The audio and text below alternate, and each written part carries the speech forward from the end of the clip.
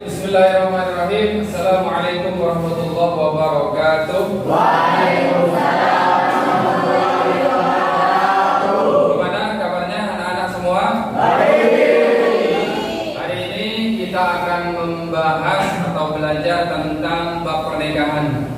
Cuma sebelum itu saya absen dulu ya. Mengetahui siapa saja yang hadir atau siapa saja yang izin atau alfa. Saya mulai dari yang pertama. Tanggal berapa sekarang? 17 ya, hari Kamis ya. Oh, sudah di absen ya? Untuk yang tidak masuk hari ini hanya dua ya, Febrianto keterangan sakit sama Rega. Dua-duanya juga ada keterangan. Bagus. Alhamdulillah. Seperti biasa, sebelum memulai kegiatan belajar mengajar, kita membaca Asmaul Husna dulu. Sudah hafal?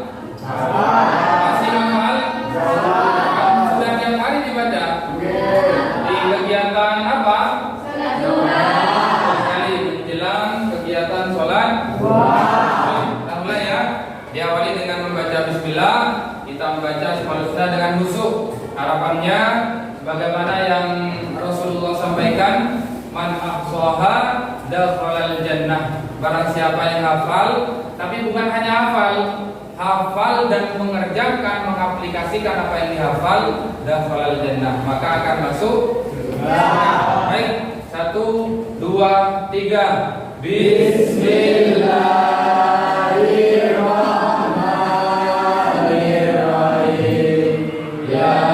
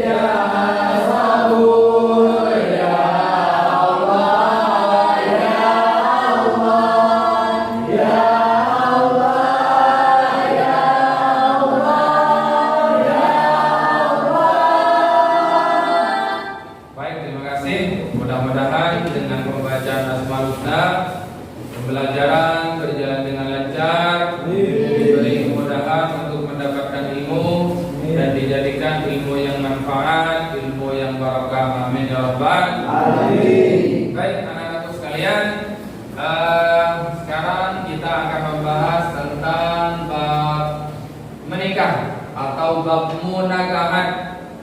Ini kan sudah kelas berapa? Kelas 12, kelas 3 ya. Kelas 12 yang akan menghadapi ujian atau USPBK.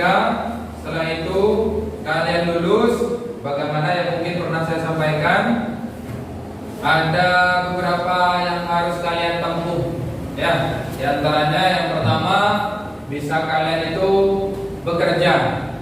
Yang nomor 2, bisa ke M dulu, M, melanjutkan. Jadi rumusnya setelah kalian sekolah itu BMW. Apa? BMW. B itu bekerja, B bekerja, M melanjutkan, W wirausaha. Ada tambahan satu lagi, plus K. K ini KUA atau N nikah. Nah ini yang akan kita bahas sekarang ya. Ini mungkin dari kalian juga sudah ada di antaranya yang sudah punya calon ya, calon apa ya, mungkin suami dan istri ya. Kita mulai dari yang pertama ya. Saya setting dulu, saya sudah siapkan media pembelajaran berupa PowerPoint. Pernah kalian buat PowerPoint? Nah ya, bagus. Nanti akan saya kasih tugas yang berbasis PowerPoint ya. Kan sudah bisa loh? Saya set dulu ya. Oke, PowerPoint.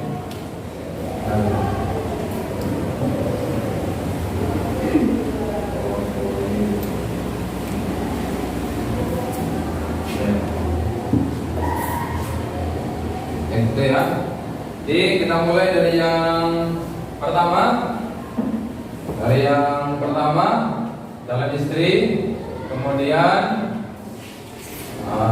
wajib sekali nih. Nah ini jangan dilihat ini, sedang maaf lagi ya.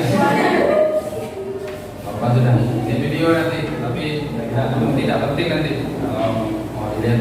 Oke, baik. Jadi kita akan membahas tentang bab pernikahan dalam Islam. Ini di sini Ubaidillah dari mana? SMK. Lanjut ya. Yang pertama kita akan membahas pengertian. Nanti dilanjut dengan ketentuan hukum pernikahan. Nomor 3 nanti rukun dan syarat. Insyaallah nanti kalau waktunya nuntut ke tujuan pernikahan. Ya, kita mulai dari subbab yang pertama yaitu apa? Pengertian. Jadi sebagaimana pengertian-pengertian yang lain, pasti ada pengertian secara apa? Secara istilah dan secara bahasa. Lugawi atau istilahi. Lugawi itu artinya secara bahasa. Karena lugawi itu berasal dari bahasa Arab, al-lughah atau bahasa artinya. Ya. Apa artinya secara bahasa? Nikah secara bahasa berasal dari bahasa Arab, yaitu nakaha yankihu nikahan. Artinya apa?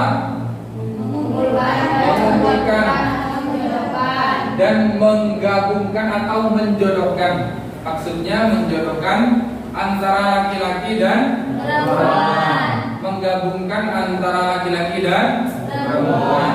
Atau apa ini? Mengumpulkan laki-laki dan perempuan. Undang kakinya boleh turun. Nah, gitu ya. Ya bagus, rapi dilihat dan juga biar sopan ya. Kemudian adapun secara istilah, pengertian secara istilah itu pernikahan adalah, coba salah satu dibaca ya. Surabi dibaca. Adapun secara istilah pernikahan adalah akad yang memberikan kewenangan kepada seorang pria dengan seorang wanita yang bukan maksudnya untuk bergaul secara sah dan juga menimbulkan hak dan kewajiban tertentu. Nah itu secara istilah ya. Sebetulnya banyak arti secara istilah yang lain. Cuma ini saya ambil dari satu referensi buku saja, yaitu buku di sini. Apa secara istilah? Yaitu adalah akad. Akad itu di dalamnya ada ijab dan qabul. Ijab itu menyerahkan, Qabul menerima. Memberikan keorangan kepada seorang pria laki-laki dengan seorang wanita yang bukan mahramnya. Jelas ya? Yang bukan mahramnya, atau kepada pria yang bukan haram dinikahi. Paham ya? Kemudian untuk bergaul secara sah sehingga menimbulkan hak dan kewajiban tertentu. Jadi setelah kalian menikah atau setelah dilangsungkan pernikahan, pasti ada nanti kewajiban dan hak tertentu, baik bagi seorang bukan pria sudah suami, betul sekali, dan juga seorang istri, karena sudah sah. Paham ya? Oke, kita lanjutkan. Kemudian yang kedua, hukum pernikahan. Secara umum, hukum pernikahan itu sunnah, kemudian bisa berubah menjadi beberapa hal sebagai berikut. Langsung saja ya, karena penjelasan ada di slide berikutnya. Atau perlu saya besarkan juga ya, biar kalian lebih ini ya, full apa? Full layar ya. Nah, begitu, nggak dari tadi ya. Oke, lanjut ya. Oke, lanjut. Jaiz. Hukum pernikahan bisa jaiz atau boleh. Sebagaimana makan, hukumnya makan itu jaiz. Dasarnya jaiz. Apa jaiz? Boleh. Tidur jaiz. Tapi ketika ditunggangi niat tertentu, maka dari jaiz itu bisa berubah. Contoh, makan kan jaiz, boleh makan, boleh tidak. Tapi ketika kalian niat makan agar nanti kuat beribadah, kuat menjalankan kewajiban, maka itu akan bisa jadi sunnah dan menimbulkan pahala. Sama juga dengan tidur. Tidur misalkan, tidur boleh jaiz. Tapi ketika kalian niat, nanti saya tidur dulu agar nanti saya subuhnya tidak kesiangan, itu malah suatu hal yang jaiz bisa menimbulkan pahala. Paham ya? Oke, sunnah sampai sudah ya. Oke, lanjut. Bisa jadi berubah itu bisa menjadi apa? Wajib. Bisa menjadi wajib. Apa di antara indikator bisa berubah menjadi wajib? Di antaranya yang pertama adalah sudah punya pekerjaan. Bukan hanya pekerjaan ya, tapi penghasilan. Karena kalau hanya punya pekerjaan tanpa penghasilan kan juga percuma. Kalau cari kerjaan gampang, ya. Cari kerjaan gampang, cuma cari penghasilan biar dapat rezeki. Kemudian nomor dua, dari segi mental, usia mentalnya sudah stabil. Artinya kira-kira kalau dalam usia ini usia 25 ke atas, 30, kalau lewat 30 itu sudah agak-agak ini ya. Tapi tidak apa-apa masih ya. Dari 25 ke 30-an lah ya. Kalau perempuan 20-25. Itu secara mayoritas. Paham ya? Kemudian yang nomor tiga, punya tempat tinggal. Bukan hanya punya tempat tinggal sendiri ya. Bisa sama orang tua atau mertua dan seterusnya. Ya, ini juga 1, 2, 3 ini tidak wajib. Cuma yang paling penting yang nomor 4. Kalian punya nomor 1, nomor 2 punya, nomor 3 punya, tapi nomor 4 tidak ada, percuma. Ya. Disiapkan undangan, disembelih sapinya, diundang walinya, kawannya juga begitu, tapi calonnya tidak ada, kan percuma. Paham ya? Tapi kalau sudah kira-kira memenuhi semua, bisa menjadi wajib hukumnya. Apalagi mohon maaf, dari segi sudah ini ya, sudah 25 ke atas, dan dikhawatirkan ketika kalian tidak menikah maka akan terjerumus ke jurang perzinahan. Maka ini hukumnya sudah wajib. Paham ya? Ingat-ingat. Oh sunnah ya? Wajib sudah. Sekarang ke sunnah. Nah ini ya, sunnah, yaitu orang yang sudah mampu menikah tetapi masih sanggup mengendalikan dirinya dari godaan yang menjurus kepada perzinahan. Ya, itu sunnah. Kemudian makruh. Makruh itu apa? Orang yang akan melakukan pernikahan dan telah memiliki keinginan atau hasrat, tetapi ia belum mempunyai bekal untuk memberikan nafkah tanggungannya. Tanggungannya ini siapa? istri, anak kalau sudah punya anak atau keluarga umumnya ya. Jadi ini bisa menjadi makruh. Tapi ketika sudah memenuhi semua bisa jadi wajib seperti yang tadi. Kemudian saya lanjut ke mana tadi sudah? Haram. Yang terakhir dari sunnah bisa menjadi haram. Di antaranya apa? Di dalamnya ada niatan KDRT. Ya. Apa KDRT itu? Ada yang tahu? Sudah tahu semua ya. Jangan nyebut merek, nggak boleh ya. Nggak boleh ya. Nggak boleh. Kekerasan dalam mudah-mudahan nanti dijauhi dari perbuatan itu ya. Oke, lanjut. Kemudian yang nomor 2 itu ada rasa dendam. Ada rasa dendam sehingga dendamnya tidak tersalurkan kecuali hanya dengan menikah. Maka satu-satunya cara harus menikah sehingga dendamnya itu tidak boleh. Bisa menjadi nomor 3, niat tidak baik. Banyak yang tidak baik, menguasai apa misalkan atau warisan atau apalah dan seterusnya ya. Kemudian yang lain-lain selain 1, 2, 3 di sini. Oke ya.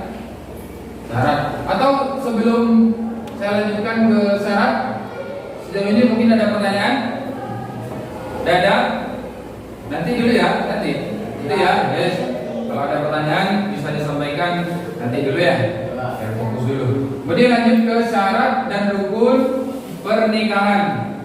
Syarat dan rukun pernikahan, jumhur ulama sebagian juga sebagaimana juga madhab Imam Syafi'i, madhab yang mayoritas dipakai di Indonesia, berpendapat bahwa rukun pernikahan ada 5. Sebagaimana yang pertama apa? Ada jalan suami, jelas. Rifki sampai siapa? Firdaus. Jalan suami yang pertama harus bagaimana? Bukan mahramnya istri atau calon istri, betul sekali kamu. Kemudian yang ini Haikal bisa dibaca. Orang yang dikehendaki. Orang yang dikehendaki ini bagaimana maksudnya? Ya betul. Kalau dalam bahasa kalian kan yang dicintai, kan gitu kan? Yang disayangi, kan sudah sama-sama tahu, sama-sama kenal. Ya, baik melalui proses ta'aruf atau proses idbah. Idbah itu kalau dalam bahasa Indonesia kalau tidak salah dilamar. Ta'aruf itu mengenal satu sama lain. Paham ya? Kemudian yang nomor 3 Islam, jelas. Kemudian lanjut calon istri yang pertama bukan mahram, calon suami. Yang nomor 2 terbebas dari halangan menikah seperti status suami atau masih dalam masa iddah. Diki, kalau itu istrinya orang kok boleh dinikahi? Tidak boleh Pak. Kok tidak boleh, kenapa? Karena kalau belum bisa jangan. Oh, tidak boleh. Oh ya, betul sekali. Jadi memang kalau masih berstatus istri orang tidak boleh dinikahi. Paham ya? Dan masih dalam Masa masa iddah. Mungkin ada yang tahu masa iddah itu apa? Angkat tangannya. Sebagai yang tahu angkat tangannya. Apa masa iddah itu? Masa menunggu bagi perempuan agar boleh menikah lagi. Masa menunggu bagi perempuan agar boleh. Pintar sekali, tepuk tangan. Enggak. Kenapa kok pintar? Karena tinggal baca. Ya. Oke, ya betul sekali. Apa? Mana sudah? Oh ini ya. Kemudian nomor 3 syarat hukumnya ada wali. Tahu wali? Bukan wali? Bukan wali songo atau wali band. Ya.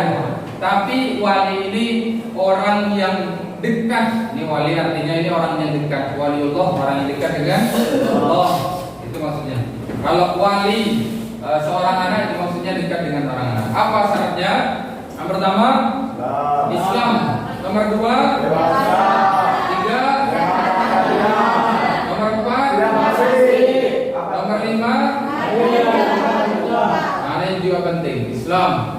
Kalau non Muslim bagaimana? Misalkan anaknya Islam, bapak dari seorang perempuan itu seorang non muslim gitu ya, seorang non muslim, apa boleh jadi wali bagi seorang perempuan? Kenapa kok tidak boleh? Tidak sah karena kenapa? Berbeda agama. Paham ya? Oke, lanjut. Yang terakhir adalah ijab dan qabul. Serah terima. Siapa yang menyerahkan Rifki? Siapa yang menyerahkan? Yang menyerahkan siapa? Kan ijab qabul.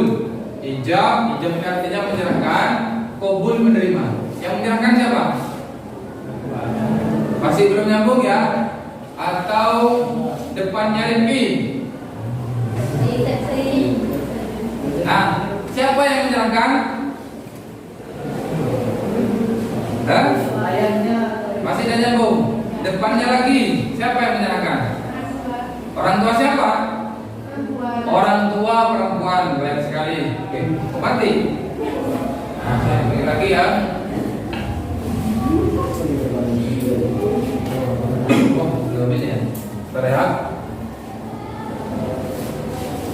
Dari sana.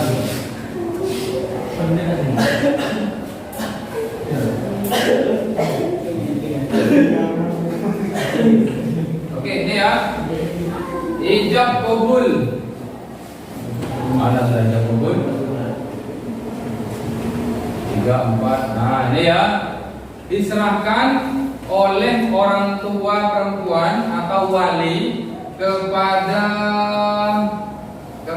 siapa Husi? Keluarga laki-laki. Kepada keluarga laki-laki. Keliru. Kepada siapa? Kepada calon suami. Betul. Bukan keluarga, tapi kepada calon suami. Ya.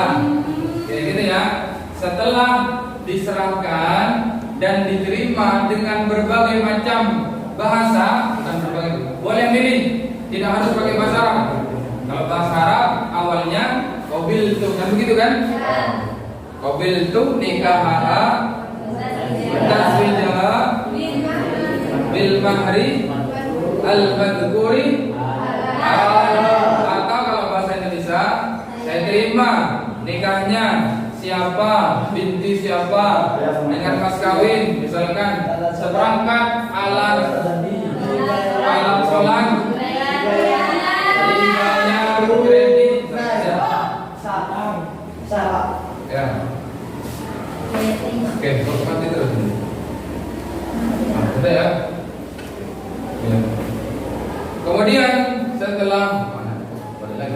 setelah ijab qabul, kemudian saya lanjutkan. Mudah-mudahan masih ada ya. Kalau tidak ada, bentar lagi saya buka pertanyaan. Oh, sudah ada sudah ya. Jadi di laut ada ikan, ikannya ikan.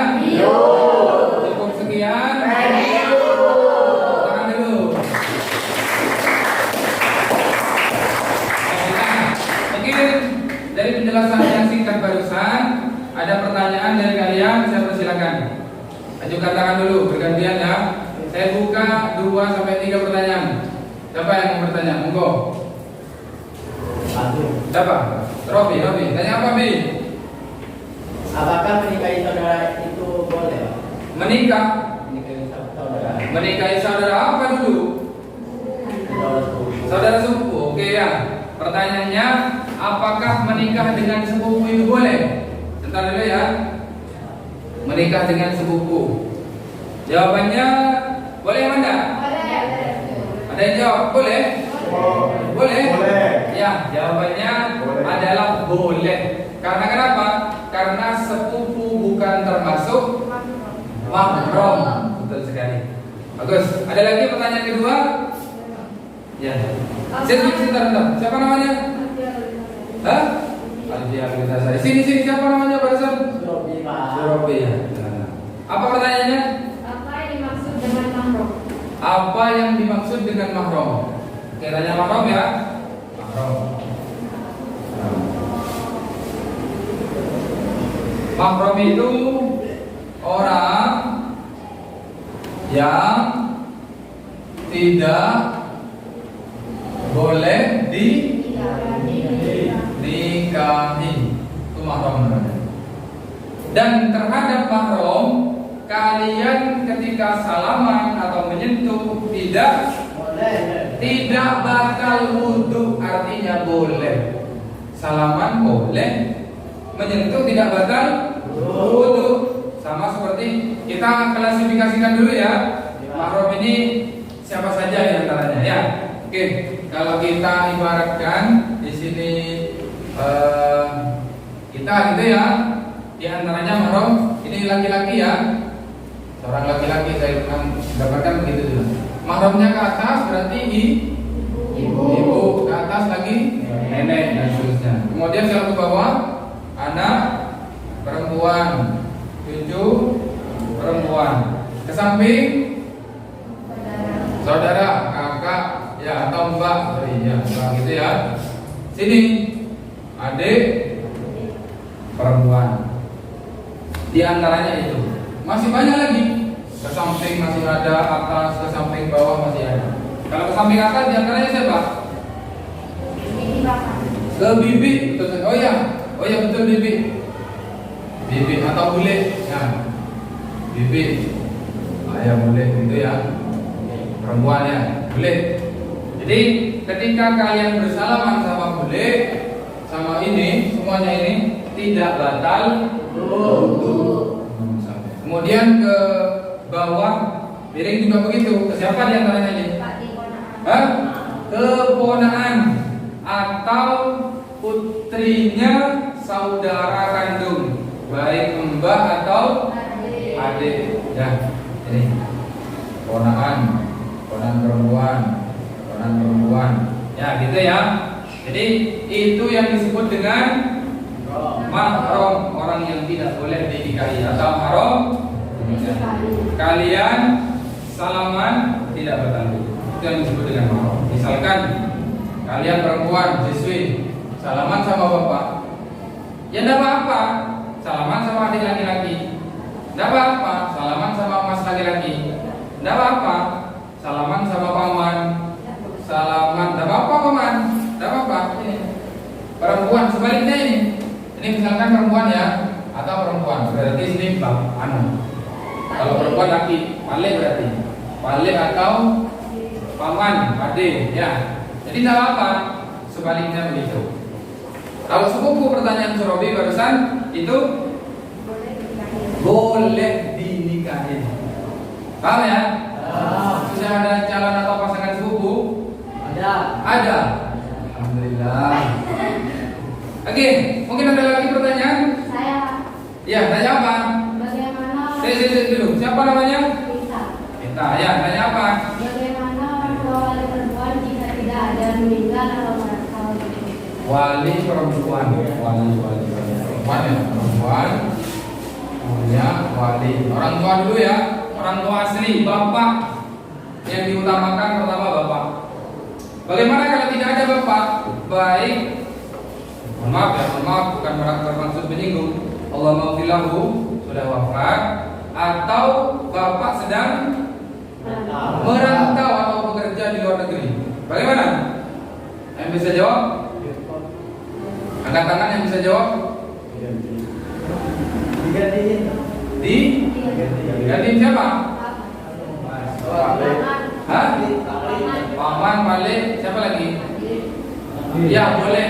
Digantiin yang lain boleh. Yang lebih dekat dulu di antaranya saudara kandung, yang laki-laki, yang sudah dewasa, yang sudah paham. Baik guru sudah, mohon maaf juga tadi kalau tidak salah, yang tidak gila, paham ya?